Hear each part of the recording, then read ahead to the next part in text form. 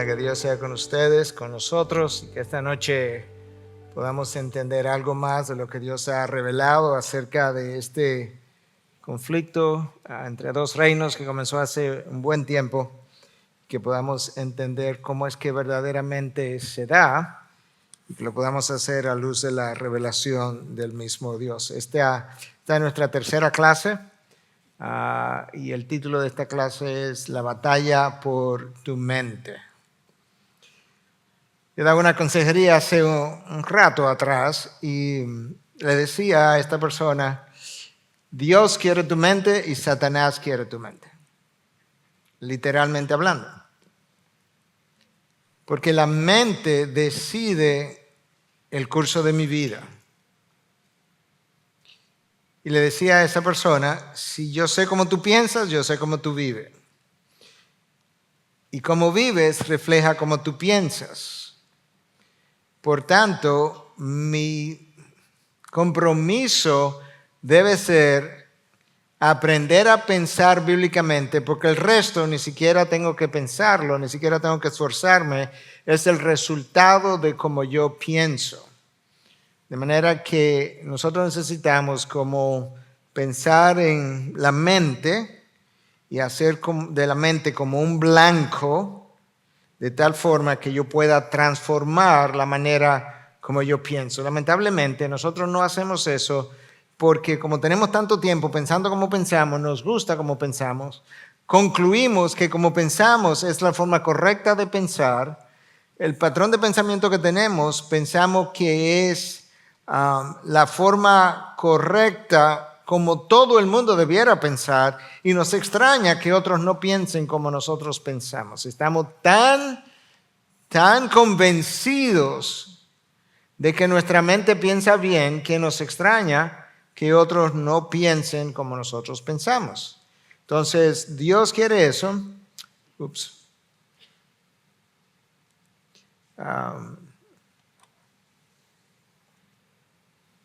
Perdón, que me confundí yo.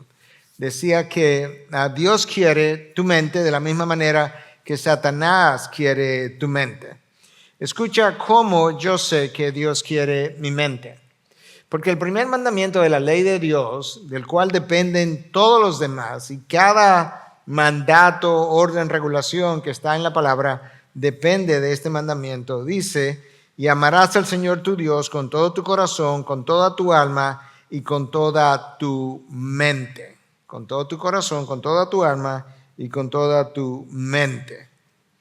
De forma que Dios entiende que la adoración de Él requiere más que emociones, más que sentimientos, requiere más que mi propio cuerpo, la actividad de mi cuerpo físico, requiere mi mente. De hecho, mi mente va a controlar el resto de lo que pasa de ahí en adelante.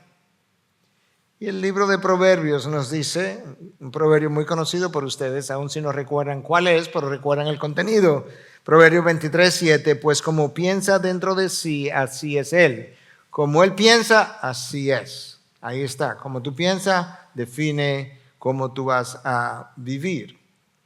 El problema es que la mente pensó bien por un tiempo, no sabemos cuánto tiempo, y desde que Adán y Eva cayeron, la mente jamás ha pensado bien. Podemos pensar mejor, pero no bien. Si definimos bien como el estándar que tú y yo debiéramos tener, la mente de Cristo jamás ha vuelto a pensar de la misma manera.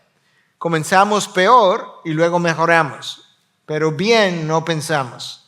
Nosotros creemos que pensamos bien y obviamente mientras más bíblicamente pienso, pues mejor, más me estoy conformando a la mente de Cristo. Aquí hay varios pasajes de las Escrituras que nos dejan ver, algunas de estas cosas ya las conocen, cómo quedó la mente después de la caída. El entendimiento se endureció. 2 Corintios 3, 14. ¿Qué quiere decir eso? Que mi entendimiento no es tan receptivo a las verdades de Dios. Está un poco endurecido o muy endurecido. Cuando yo llego a los pies de Cristo, entonces Dios comienza a hacerme más receptivo, pero todavía hay cosas que resistimos. El entendimiento ha sido cegado, 2 Corintios 4:4. Es una referencia específicamente al incrédulo. Que Satanás, dice 2 Corintios 4:4, Satanás activamente ha cegado el entendimiento de los incrédulos. Yo no sé cómo él hace eso, cómo él hizo eso, cómo continúa haciendo eso, pero yo creo que la Biblia dice, Satanás ha cegado el entendimiento de los incrédulos de manera que no le pueda resplandecer la luz del evangelio en la persona de Cristo.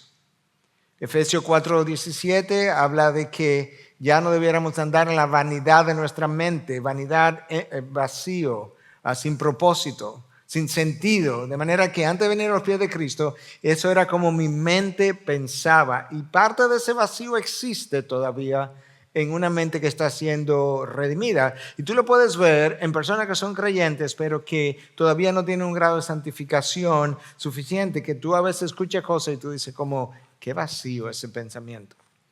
Entonces no debiéramos andar en la vanidad de la mente. El entendimiento fue entenebrecido, Efesios 4:18.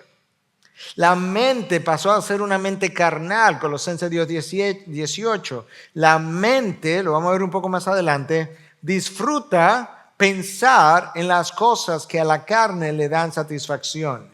Y a eso entonces Pablo llama en Colosenses 2:18 una mente carnal. Nosotros como cristianos no se supone que tenemos una mente carnal, pero todavía lamentablemente pensamos carnalmente de tiempo en tiempo, de momento en momento, o quizás por algunos periodos. No debiera ser, pero eso ocurre. 1 Timoteo 6:5 ya está hablando de una mente depravada. Yo creo que eso se refiere más bien a personas que Dios los ha entregado para que hagan su voluntad. Romanos 1 habla de eso. Dios los entregó a sus pasiones. Yo creo que esa es la mente depravada. Y Marcos 6:52, Cristo hablando, habla de una mente embotada. Aquellos que vieron los milagros, aquellos que oyeron las enseñanzas de Cristo, tenían una mente embotada. No entendían lo que Cristo estaba enseñando. Así quedó la mente. Satanás conoce eso. Y por tanto Satanás sabe de qué forma él puede entretener la mente, engañar la mente, distraer la mente, desviar la mente. Yo quisiera ahora definir la palabra mente de acuerdo a cómo aparece en la Biblia, por así decirlo.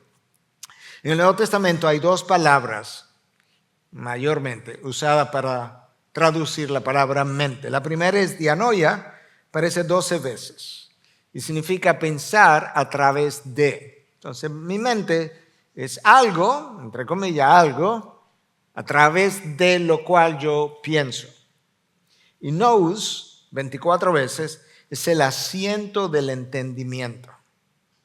Es el lugar del conocimiento y del razonamiento.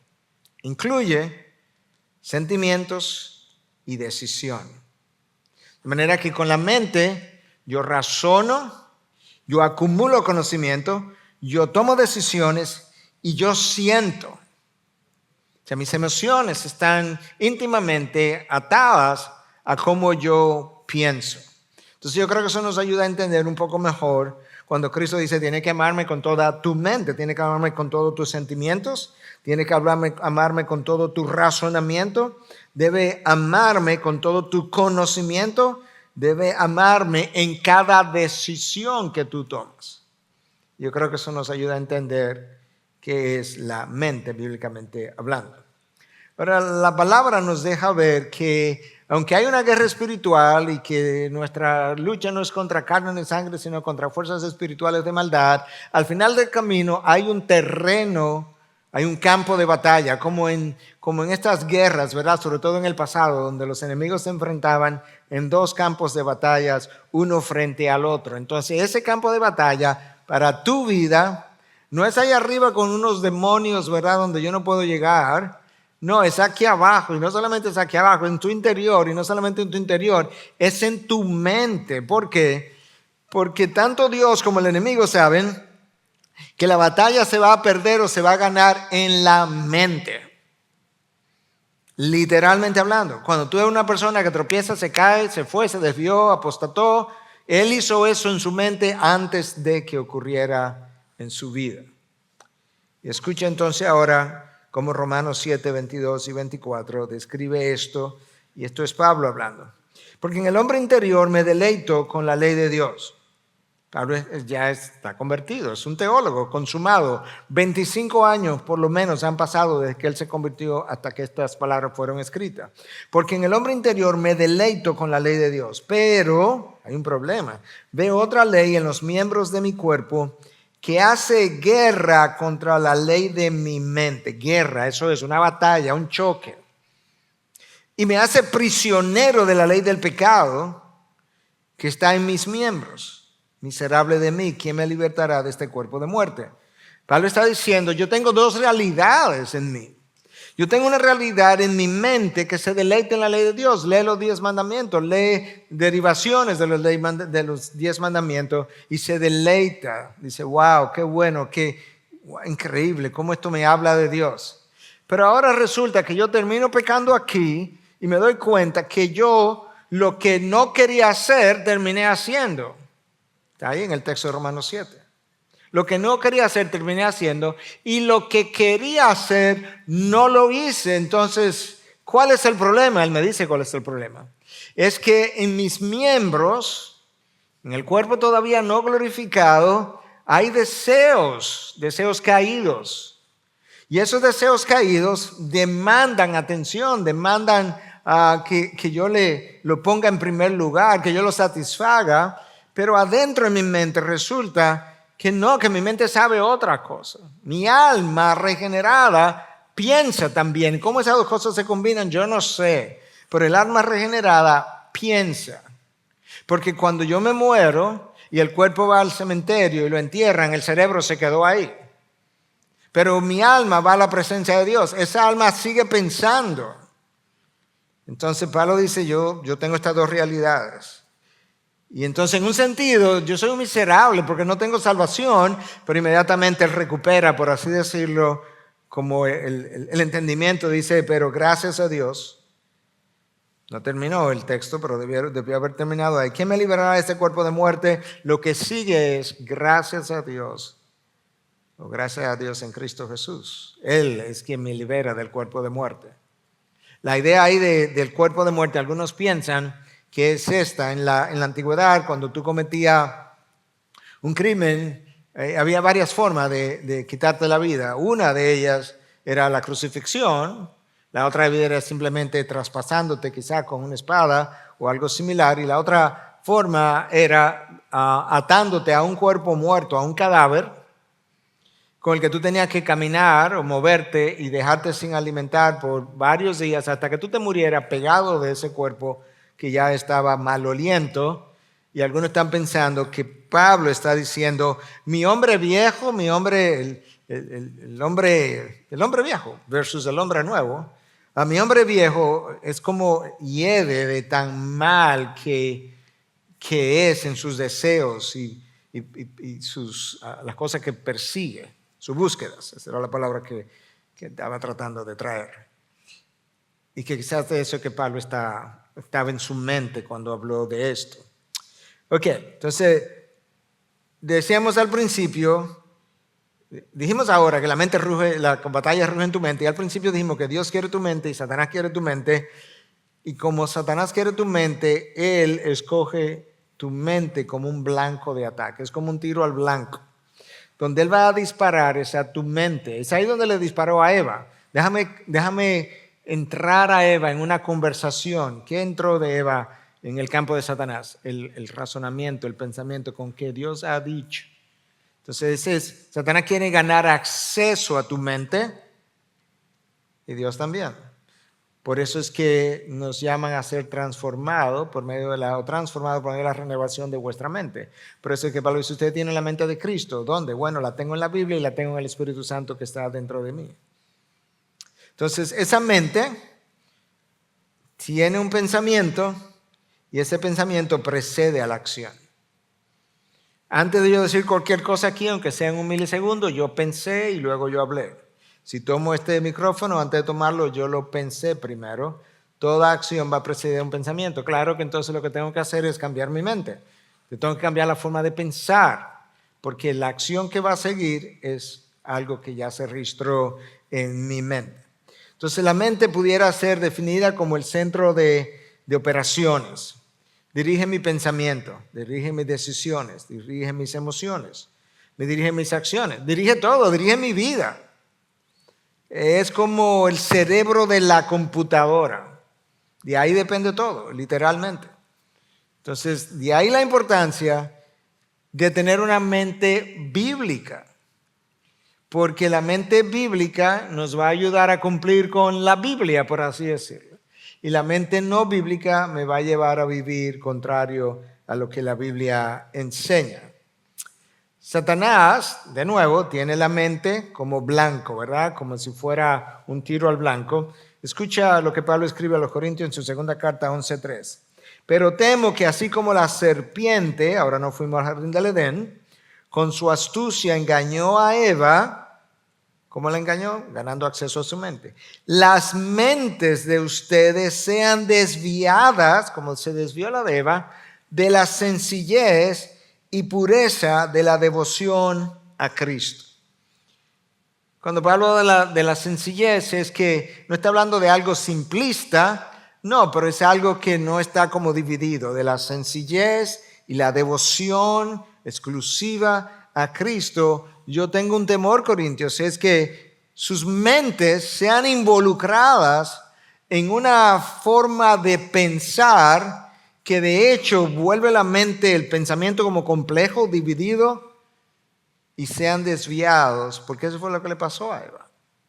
Mientras Eva pensaba una sola cosa acerca de la fruta, una sola cosa acerca de Dios, estaba bien. Esa sencillez se complicó cuando Satanás dijo, bueno, Eva, debe considerar también que quizás la uva es buena, quizás la fruta es buena, quizás la fruta te puede hacer sabia y Adán también. De hecho, es posible que si te la comes te haga como Dios. Se complicó el pensamiento. Ya no es exclusivo, ya no es único, no es una sola cosa. Hay dos posibilidades.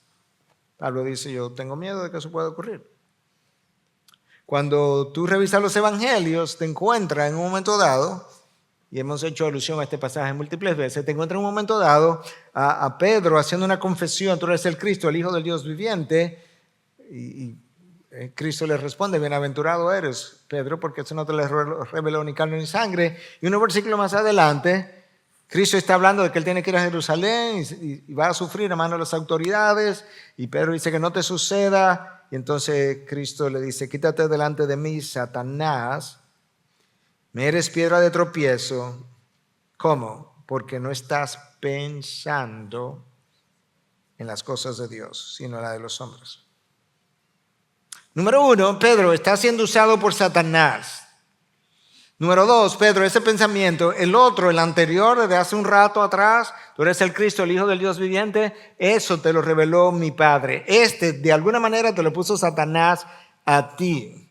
Ahora, el problema está, Pedro, en que de alguna forma, mientras tú estabas pensando en las cosas de Dios hace un rato, literalmente hablando, cuando dijiste tú eres el Cristo, el Hijo del Dios viviente, de repente ahora estás pensando no en las cosas de Dios, sino en las cosas de los hombres. ¿Qué es lo que pensó de una manera y luego pensó de otra manera? La mente, aquí pensó, tú eres el Cristo, aquí pensó conforme a las cosas de los hombres. Y Cristo le dice, es tu pensamiento el problema.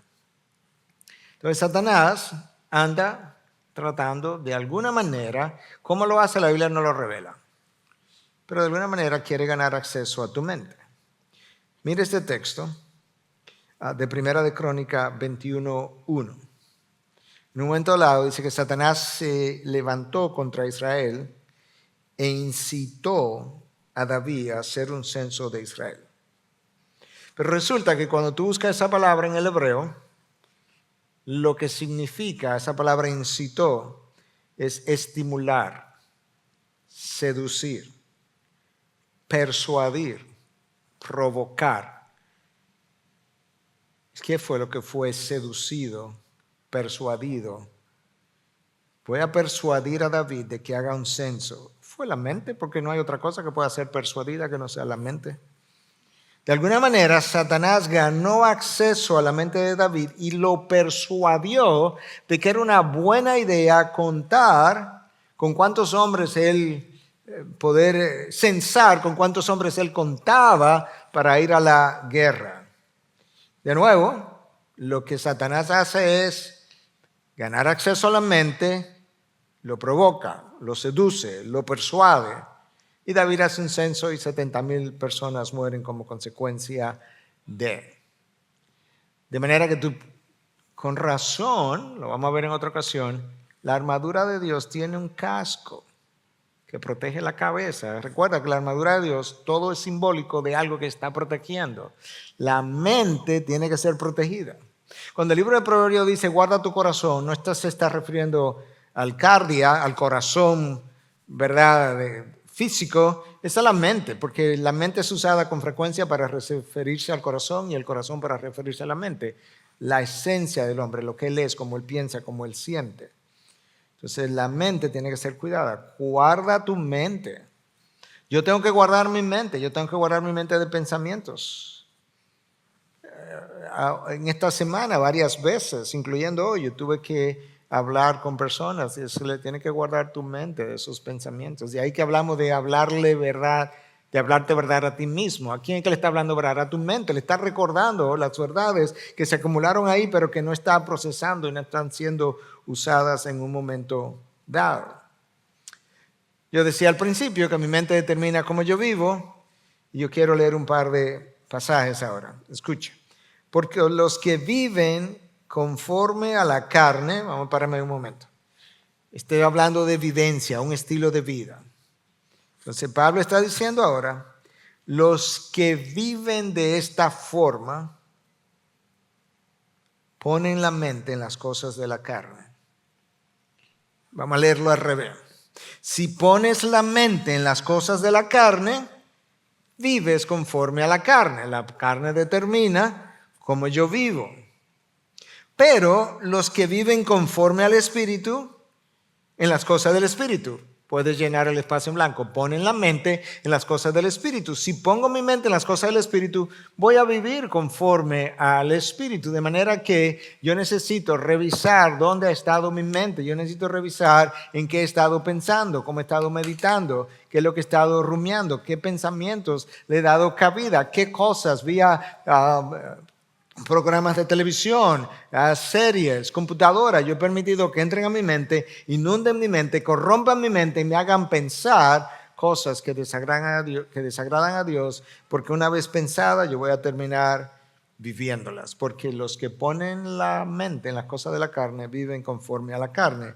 La Nueva Traducción Viviente dice, la mente, este es otro versículo, se me chispoteó en buen lenguaje de el Chavo, creo que era. Okay. Romanos 8, 5 decía era el versículo anterior y este es Romanos 7. La mente puesta en la carne, 8, 7, es enemiga de Dios porque no se sujeta a la ley de Dios, pues ni siquiera puede hacerlo. La mente que es enemiga de Dios. Cuando hablamos de que nosotros éramos enemigos de Dios, Romanos 5:10, sí, pero ¿qué parte mía era enemiga de Dios? Bueno, no son los brazos, porque ellos solos no tienen vida. Es mi mente. Como yo pienso, lo que se revela es mi mente. La mente que no entiende, que está embotada, que está enceguecida, es mi mente. Entonces tú puedes ver la importancia. De nuevo, cuando yo digo mi mente no es simplemente mi cerebro. El cerebro participa de una actividad de pensamiento, pero mi alma piensa. Una vez más, el cerebro se queda en el cementerio, pero la mente que va a la presencia de Dios, que disfruta del gozo del Señor, todos los que están en la presencia del Señor hoy en día, que no tienen cuerpo todavía, que no se han levantado de las tumbas, están pensando y están viviendo de alguna manera y están sintiendo. Entonces la mente es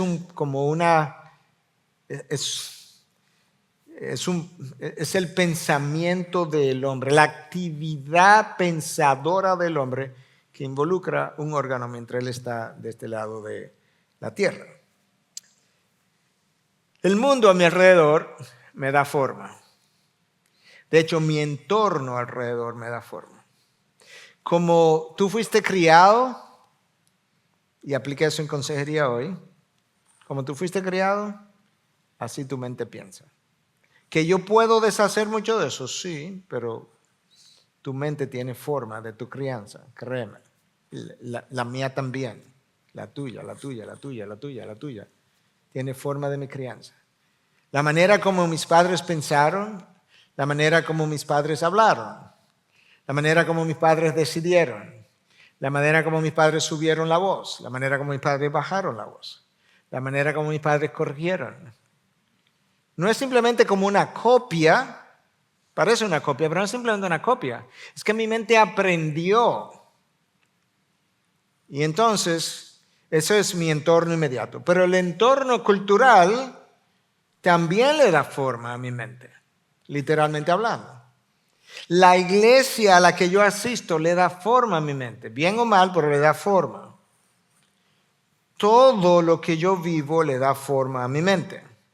Romanos 12:2, usted conoce muy bien el pasaje, y no se adapten a este mundo, sino transfórmense mediante la renovación de su mente. Yo tengo que hacer eso con todo. Cuando yo fui al colegio, a la universidad, mis profesores le dieron forma a mi mente, yo tengo que renovar eso.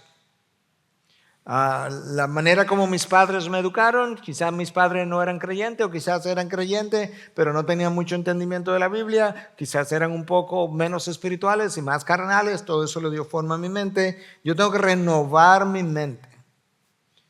Y luego que yo renuevo mi mente, por la palabra, yo puedo verificar la voluntad de Dios. Por eso es tan difícil. Yo no estoy diciendo que yo sé cuál es la voluntad de Dios todo el tiempo, no estoy diciendo eso. Estoy diciendo que la no transformación, renovación de la mente dificulta la identificación de la voluntad de Dios, la cual es buena, aceptable y perfecta.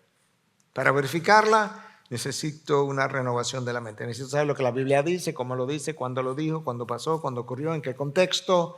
Y ahí yo como que, mi mente se ha ido lavando, se ha ido limpiando, ha ido tomando otra forma. Ahora yo puedo ver, sí, yo creo que esa es la voluntad de Dios, coincide con la Biblia, coincide con los propósitos de Dios, coincide con el carácter de Dios, coincide con la dirección del Espíritu en la Biblia en esta ocasión. Ok, tengo una mejor idea de la voluntad de Dios. Nota que esta idea de que la batalla ruge en la mente y la mente es vital en todo esto no es nueva, ni es del ámbito pentecostal. Francis Schaeffer, gran pensador, gran teólogo del siglo pasado, del otro día, por así decirlo, decía lo siguiente: en la batalla espiritual, de manera que grandes pensadores cristianos han hablado de que hay una batalla espiritual. La pregunta es, si queremos hablar de esto y si queremos hacerlo ampliamente y por mucho tiempo para llegar a donde necesitamos llegar. En la batalla espiritual, la pérdida de la victoria, o sea que como quien dice, tú tienes la victoria en Cristo, la pérdida de la victoria. A mí me gustó esa terminología, porque no dice la pérdida de la batalla, no, la pérdida de la victoria. Ocurre siempre en el mundo de la mente. Wow. Es como que la mente tiene un mundo. En el mundo de la mente tú pierdes. En el mundo de la mente tú ganas. Lo que tú decidas en tu mente, eso tú vas a hacer. De manera que tus caídas, mis caídas, tus tropiezos, mis tropiezos, se dan primero en tu mente, luego tú vas y los vives. Es como el arquitecto, él diseña el plano, ya se sabe, y luego él va y lo vive y el ingeniero lo edifica, lo que sea que él haya plasmado. Así funciona la mente. Entonces la mente se puede formar, se puede deformar o se puede transformar. Entonces, ¿cómo ocurre?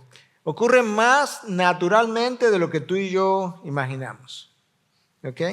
Cada impulso, información, cada vivencia, cada experiencia que tú recibes, deja una huella en la mente. Eso no es ni siquiera simbólico. Eso es real, médicamente hablando, biológicamente hablando. Hay una huella que se quedó. Por eso tú tienes memoria. Tienes memoria porque hay una cosa que dejó una huella digital, por así decirlo, en el cerebro. ¿Y qué fue? Una experiencia, un pensamiento, una enseñanza. Y esa huella es lo que me hace recordar lo que pasó. El mundo nos bombardea continuamente con ideas, con pensamientos. Yo leía anoche, quise leer a propósito del mundo de la mercadología y el uso de la mente. Y me encantó. Porque es increíble cuánto ese mundo de la mercadología entiende cómo la mente funciona en términos de las reacciones hacia afuera, literalmente hablando.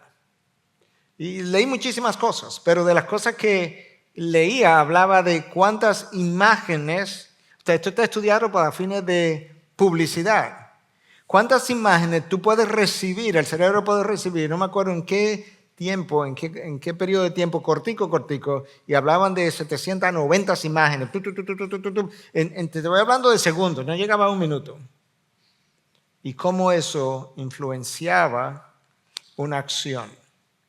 Y una de las cosas que decían estos autores es que si tú quieres como ganar posición en la mente, lo único que necesitas es llegar primero. Entonces hacían varios ejercicios. ¿Quién fue la primera persona? Yo creo que era ilustrativo, porque quizás no se da 100%, pero ¿quién fue la primera persona que pisó la luna? ¿Alguien se acuerda? Neil Armstrong, ¿verdad? ¿Y la segunda? ¿Quién fue la persona que primero voló transatlánticamente? ¿Quién? Ok. ¿Quién fue la primera persona que voló? The man is right. ¿Y el segundo? El otro hermano. Ok. Y así nos acordamos de la primera persona. Y el segundo no importa. Entonces, en términos mercadológicos, había una serie de ejemplos. La primera tarjeta de crédito, una serie de cosas. Trata de posicionarte primero. Y me encantó la idea de posicionamiento en términos mercadológicos, pero el posicionamiento tiene que ganarse primero en la mente. Wow. Yo dije, wow, yo tenía que leer eso para esta clase porque es interesantísimo. No voy a entrar ahí, obviamente. Entonces, nosotros necesitamos montar una defensa intencional, continua, de renovación de la mente vía la verdad de Dios, Romanos 12:2, y someter todo pensamiento a Cristo. Lo vamos a ver en un momento, 2 Corintios 10:15. Entonces, mi defensa, mi contraataque, es intencional, es continua. ¿Por qué? Porque el ataque es intencional y es continuo. Y el ataque es a la mente. Entonces, si el mundo me bombardea, ¿cómo son sus bombas? Mentiras. Entonces, el contraataque, ¿cómo es? Verdad. Y en segundo lugar, el mundo quiere que yo me someta a lo que me vende, a las ideas. Y pues quiere posicionarse primero en mi mente. Y de esa misma manera, entonces, yo necesito someter todo pensamiento a obediencia a Cristo, que es: comparo cómo estoy pensando con lo que la palabra dice y hago lo que la palabra dice y no lo que pienso, no lo que siento, no lo que deseo. Y eso es importante. El corazón, cuando hablamos de corazón, vamos a pensarlo en términos de sentimientos, deseos. El corazón me dice todo el tiempo lo que desea, lo que quisiera hacer. La mente tiene que decirle al corazón lo que debe hacer. Y la voluntad tiene que obedecer o debiera obedecer a la mente, no al corazón.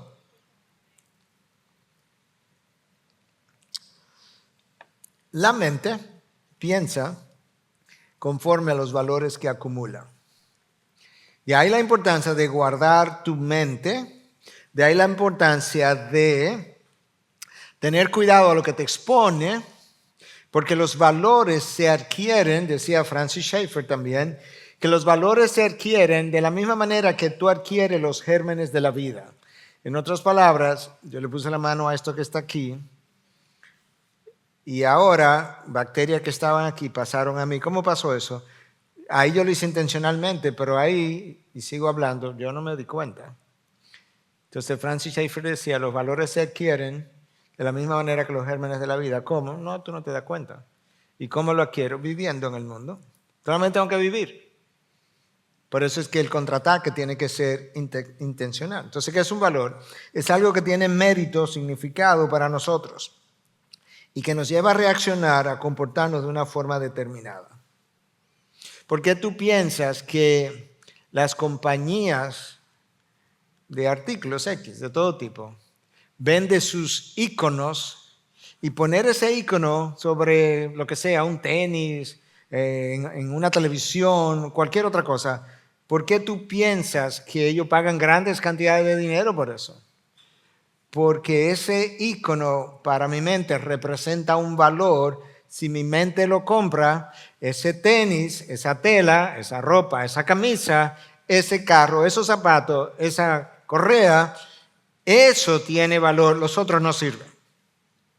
No compre eso, que eso no sirve. ¿Tú no has oído esa expresión? Eso no sirve. O sea, yo vivo en República Dominicana, un país chiquito, y ya yo sé que nada que sea alternativo a esto sirve. En el mundo entero no hay nada que sirva que no sea eso. Y mis valores le dan origen a mis emociones, a mis deseos, a mis hábitos y patrones de comportamiento. Déjame decir eso otra vez. Mis valores dan origen a mis emociones, mis sentimientos, mis deseos, mis hábitos y patrones de comportamiento. Mira cuán influenciable es la mente. Estudiado múltiples veces. Publicado por la Asociación Americana de Pediatría.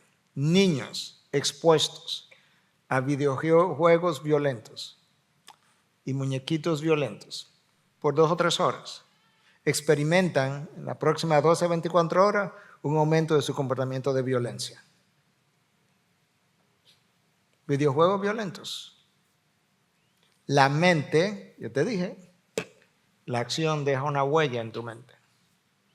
Entonces, eso no fueron cristianos que publicaron eso. Eso fue la Asociación Americana de Pediatría. Y como eso, igual con la sensualidad, igual con un montón de cosas. Porque las imágenes penetran tu mente y tu conciencia, lo dijimos una vez, ni siquiera la pudo filtrar, pero ya está marcado. La mente nos induce a pecar, Efesios 2:3. Entre ellos también todos nosotros, en otro tiempo, vivíamos en las pasiones de nuestra carne. Escucha cómo, satisfaciendo los deseos de la carne y de la mente. Ahora Pablo me ayuda a entender. Mira, no es solamente tu carne que tiene deseos, tu mente tiene deseos. En otro tiempo, nosotros vivíamos satisfaciendo, en inglés sería the cravings, los anhelos de la carne y los anhelos de la mente. Y esos anhelos de la mente, la única forma como mueren es con anhelos por las cosas de Dios. Anhelos matan anhelos. No hay otra forma. Y éramos por naturaleza hijos de la ira, lo mismo que los demás. Entonces esos anhelos de la mente, no piensa que se van al otro día que tú te conviertes, ni al año de convertido, ni a los 10 años. Yo lo que tengo es que continuamente compararlo con la palabra, y de alguna manera tengo que buscar la forma de subyugarlos. Lo vamos a ver en un momento, creo yo. Ok. Una de las cosas que ocurre en nuestra mente es que con cierta frecuencia experimentamos temor de diferentes tipos, diferentes tamaños, colores, intensidades, frecuencias. El temor nos domina. El temor nos lleva a comportarnos de una manera, literalmente hablando. Y nuestros temores son disparados de forma increíble. Con frecuencia, de hecho, Gary Smalley en su libro El ADN de las relaciones dice que todas nuestras reacciones negativas, ira, violencia, celo, envidia, orgullo, todo lo que no es como Dios, son disparados por temores. Y los temores por inseguridades. Entonces ahora piensa cuántas veces tú has hablado, pensado, reaccionado, hablado o gestionado o gesticulado de una forma negativa, lo único que ha pasado es que alguien disparó un temor o algo, disparó un temor en ti. Satanás conoce eso y trata de atemorizarnos. La persecución es parte de esa estrategia. Parte de la estrategia de la persecución es justamente intimidar la iglesia. Intimida a la iglesia, domina su pensamiento. Si domina su pensamiento, domina su comportamiento. Mire este texto de 1 Samuel 18, 10 y 12. Y aconteció el día siguiente que un espíritu malo, ahí está el reino de las tinieblas, de parte de Dios, o sea, Dios dio el permiso, se apoderó de Saúl. Y éste deliraba en medio de la casa, mientras David tocaba el arpa con su mano como de costumbre. Saúl tenía la lanza en la mano y arrojó Saúl la lanza, pues se dijo, clavaré a David en la pared. Pero David lo evadió 2 veces. ¿Por qué Saúl estaba haciendo eso? Mas Saúl temía a David, porque el Señor estaba con él, con David, y se había apartado de Saúl, y el Señor había dejado a Saúl. Como el Señor se había apartado de Saúl, ¿a expensa de quién quedó Saúl? De Satanás. Y este espíritu malo se apoderó de Saúl. Y cuando este espíritu se apoderó de Saúl, Saúl deliraba, veía cosas, tenía pensamientos. En su temor, cuando veía a David, se llenaba de temor y en su temor trató de clavarlo. De manera que tú puedes ver que el temor se apoderó del espíritu, pero lo que el espíritu termina haciendo es llenándolo de temor y de confusión, porque él estaba delirando y en ese temor dominó su comportamiento, que es como estamos diciendo que ocurre. Entonces la ansiedad es un problema. La ansiedad para nosotros es un problema. Pablo le dice a Timoteo que Dios no nos dio un espíritu de cobardía, sino de dominio propio.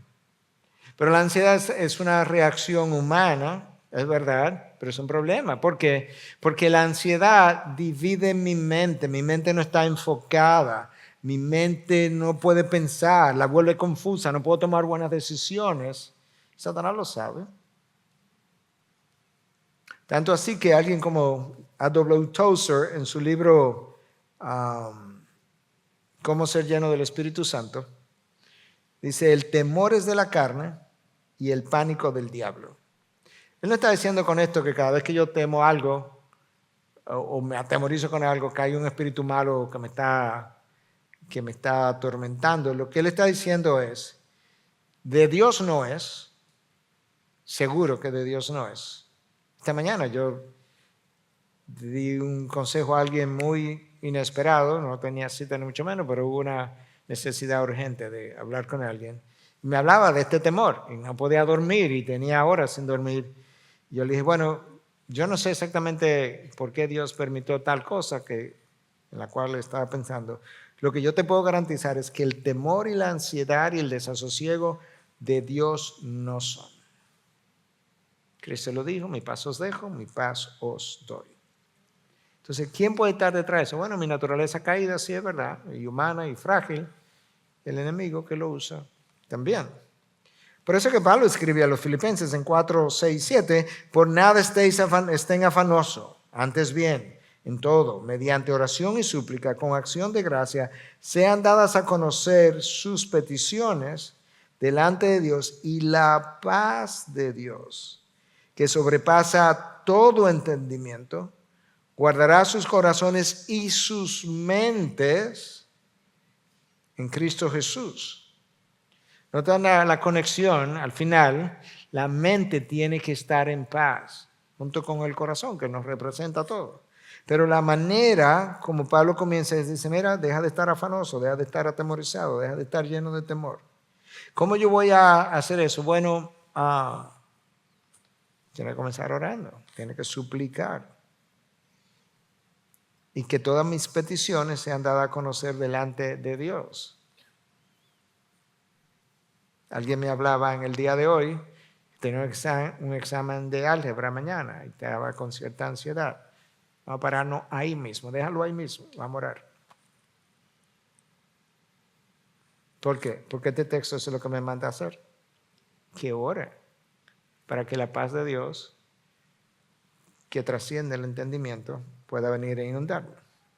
La ansiedad nos distrae, nos vuelve ilógicos, nos paraliza, nos confunde y nos hace sentir intimidados. Déjame decir eso otra vez. Nos distrae, nos vuelve ilógicos, nos paraliza, nos confunde y nos hace sentir intimidados. Nada bueno puede salir de esa combinación.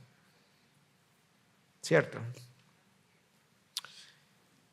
Yo voy a hablar un poquito de esto porque yo creo que aquí es donde nosotros muchas veces nos perdemos. Nos perdemos en todo lo anterior también. Pero esto es tan común que ni pensamos en eso. ¿Ok? Satanás usa mucho el enojo. Y la palabra me deja ver que Satanás usa mucho el enojo. Ahora la pregunta es, cuando yo me enojo, ¿qué es lo que se enoja? La mano. Si yo le doy una trompada a alguien, ¿fue mi puño que se enojó? ¿Qué precedió al movimiento de mi puño? Algo que se originó en mi mente. Por eso lo tengo aquí. Porque la palabra de Dios me dice en Efesios 4, 25 al 27, por tanto, dejando a un lado la falsedad, nota otra vez cómo de esa manera, como by the way, como de hecho, la palabra continuamente contrasta la falsedad y la mentira y la verdad. Por tanto, dejando a un lado la falsedad, hablen verdad. O sea, una cosa es el mundo de las tinieblas y otra cosa es el mundo de la luz. Hablen verdad, cada uno con su prójimo, porque somos miembros los unos de los otros. Escuchen, enójense, pero no pequen. No se ponga el sol sobre su enojo, coma. Nota que no estamos en otro capítulo, estamos en el mismo versículo, con una coma nada más. Ni den oportunidad al diablo. Yo creo que el texto está claro, que Pablo no está diciendo, mira hacia el oeste y antes que el sol se ponga, deja tu enojo. No deje que eso se prolongue. Porque cuando el enojo se prolonga, tú le has abierto una rendija, una ventana, una puerta, todo un portón al diablo. ¿Por qué? Porque el enojo domina tu mente y cuando tu mente está dominada por otra cosa que no es el Espíritu de Dios, queda a expensa del diablo. ¿Qué tú piensas que le pasó al salmista cuando él dice, cuando mi corazón se llenó de amargura? Tú no piensas que es el corazón, ¿verdad? No fue el ventrículo, la aurícula que se llenó de amargura. La mente. Yo era como una bestia delante de ti. ¿Qué tú piensas que lo llevó a comportarse bestialmente? Satanás, que conoce la amargura de tu corazón y te indujo de diferentes formas. Te recordó de diferentes, es más, no tiene ni siquiera que distorsionarte el pensamiento. Lo único que tiene que hacer es llenarte de ansiedad.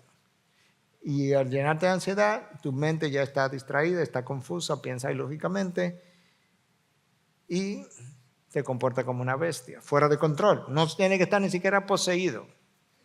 Está poseído de ti mismo. ¿Qué es lo que te está poseyendo? Tu propio enojo. Y eso es vital que yo lo pueda entender. Ok, entonces, pastor, ya me martilló toda la noche con que la batalla ruge en mi mente. Entonces, ¿cómo la gano? La Biblia dice incluso. Escucha, Filipenses 4:8.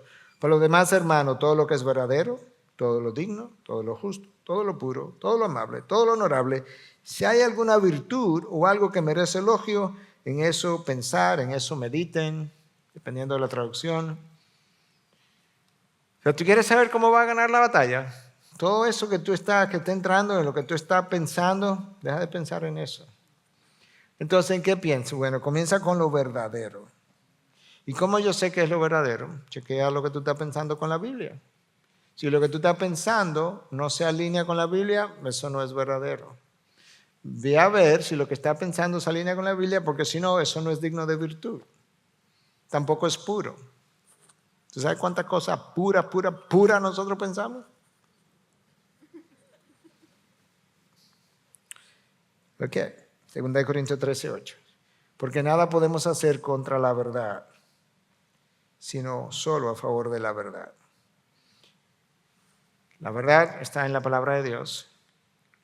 La verdad, cuando me posee, nada podemos hacer contra eso, porque la verdad tiene un poder. De la misma manera que la mentira tiene un poder, de la misma forma la verdad tiene un poder. Porque una se originó en Satanás, el padre de mentira, la otra se originó en Dios, el padre de verdad. Y por tanto, la forma de ganar la batalla es estando firme en la verdad. De hecho, la palabra tiene varios pasajes que aluden a eso justamente, a estar firme en la verdad. Y cuando la palabra habla de la verdad, interesante, bueno, no se dice interesantemente, de manera interesante, habla de la verdad en singular, como si fuera una sola. En inglés se dice truth is a unified whole. Es un todo completo, unificado. Como que la verdad no es por pedacito. Por eso Cristo dijo, yo soy la verdad. Yo soy el camino, la verdad y la vida.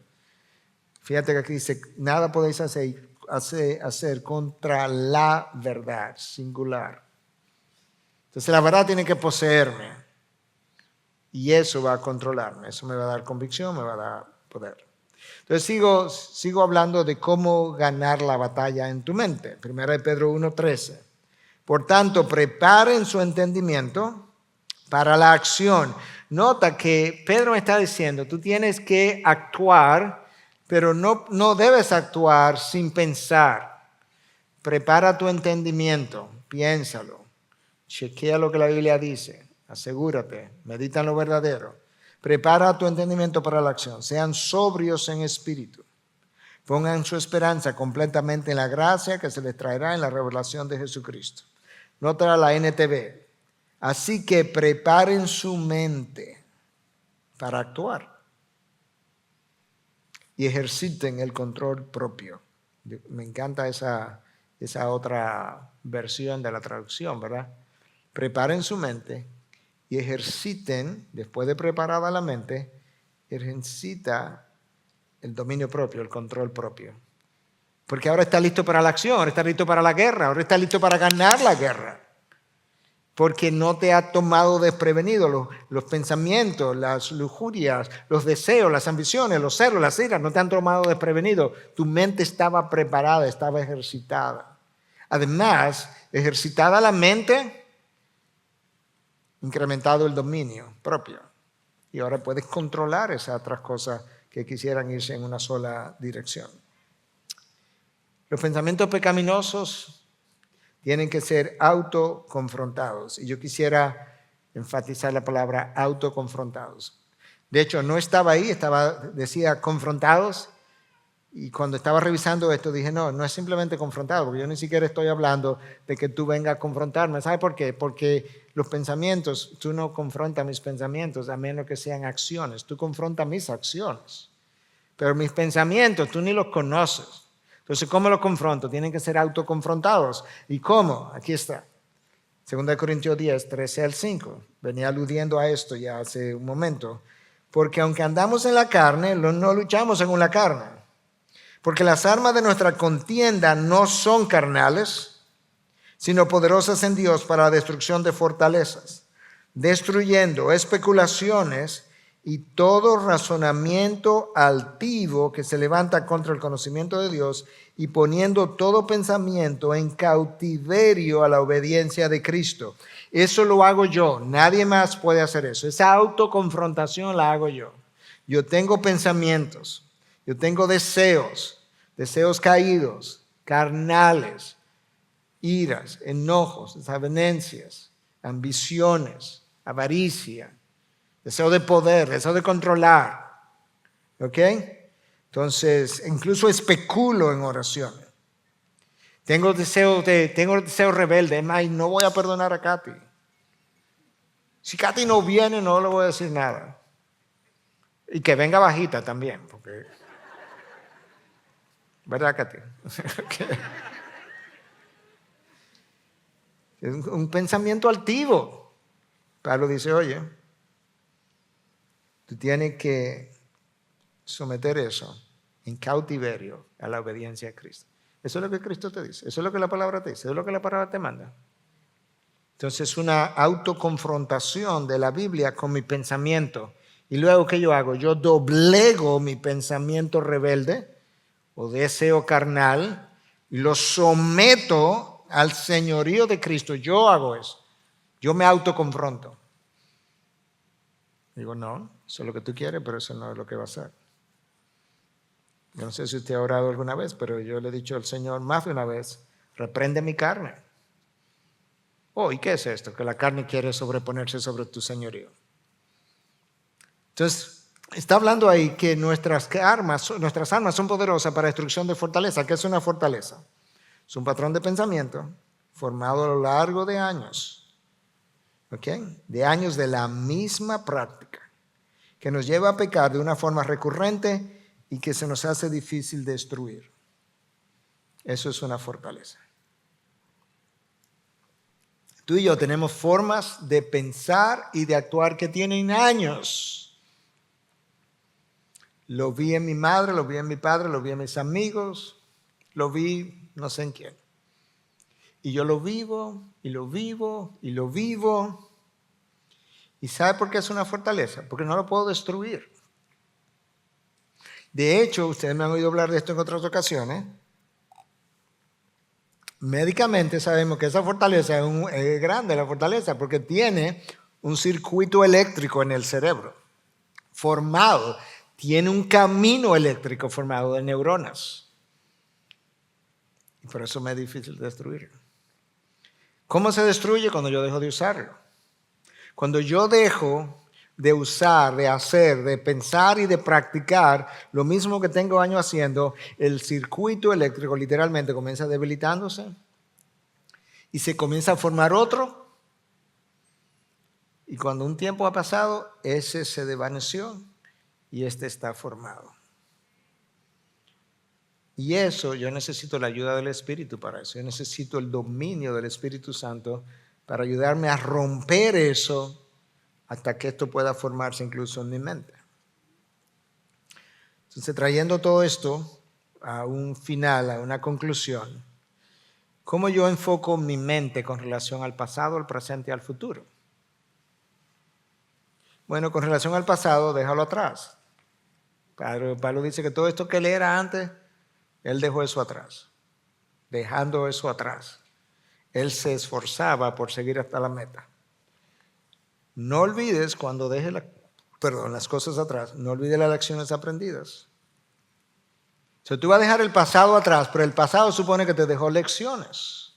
El desierto debió haberte dejado lecciones. Las caídas, los tropiezos, las consecuencias. Entonces, cuando yo déjalo atrás, sí, deja atrás el pasado. Alguien me decía hoy, alguien le decía, no, lo que pasa es que ella es una víctima. Y ella decía, no, yo no me veo como una víctima. Y yo decía, claro, qué bueno que no te ves como una víctima, porque tú no eres una víctima. Si te ves como una víctima, jamás vas a lograr nada. Yo tengo que dejar atrás el pasado que me hirió, me ofendió, me marcó, tengo que dejar eso. Pero el pasado tiene que haberme dejado lecciones y no lo puedo dejar atrás. Eso es lo que va a ir ayudándome a enfocar mi mente. Ese es en el pasado. ¿Ok? Ahora, con relación al presente, donde quiera que tú estés, tiene que estar todo ahí. Yo aprendí eso de Chuck Swindoll años atrás. No personalmente, pero lo aprendí de él. Justo hoy, en medio de alguna de estas reuniones y consejería que tuve, yo le decía, ¿sabes qué? Ahora mismo yo estoy solo aquí. Puede ser que yo tenga clase ahorita a las 8 de la noche, pero yo no estoy pensando en la clase. No puedo estar en la clase y aquí al mismo tiempo. Solamente estoy aquí, solamente puedo hacer. Mi esposa me ha oído decir esto 1000 veces y a veces me lo recuerda. Un día a la vez, un momento a la vez, una cosa a la vez, en términos de mi enfoque. Y alguien me decía, de hecho, que los domingos a veces me observa cuando estoy hablando con alguien y me dice como que le impresiona que si yo estoy hablando con alguien, yo estoy solamente hablando con esa persona, que la gente pasa por aquí, yo a nadie saludo, a nadie, porque yo estoy solamente en esa persona. Y dije, sí, eso es intencional. No puedo estar verdaderamente escuchando y entendiendo y empatizando con esta persona y, hola, bye, ¿cómo te? ¿Qué tú estabas diciendo? No puedo, no debo. Entonces, donde quiera que esté, tiene que estar todo ahí. Un día a la vez, no te distraiga. Mateo 6:34, cada día tiene su propio afán. Está dicho de otra forma, pero eso es lo que básicamente significa. Cada día. Con relación al futuro, enfócate en lo que te espera. Ahí arriba. Enfócate en lo que te espera. El sábado estuvimos aquí reunidos con un grupo de líderes y uno de los líderes me hablaba de su papá que está con una enfermedad X y la posibilidad de que pudiera morir y demás. Y yo le decía, no te enfoques aquí ahora.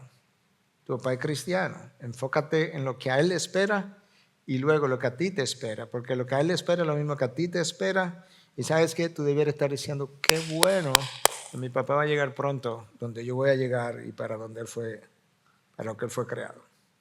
La victoria es futura. La lucha es presente. Hay una victoria que Cristo ganó, es cierto. Pero mi victoria, en términos de mi victoria sobre la carne y mis deseos, eso va a esperar. Pero yo tengo que luchar ahora y tengo que saber cómo lo voy a luchar. Entonces piensa en la victoria final. Oye, llegará el día, y es eso lo que no habrá Apocalipsis, donde no habrá más muerte, no habrá más dolor, no habrá más lágrimas. ¿Tú piensas que eso es como poético ahí? ¿O eso es para ayudarme a enfocar donde yo tengo que estar pensando? Esto se va a acabar, mi dolor se va a acabar, mis pérdidas se van a acabar, mis luchas se van a acabar, el pecado se va a acabar, mis pasiones se van a acabar, las carnales por no menos. Piensa en la victoria final. Y así tú puedes ganar la batalla de tu mente, por tu mente, en tu mente.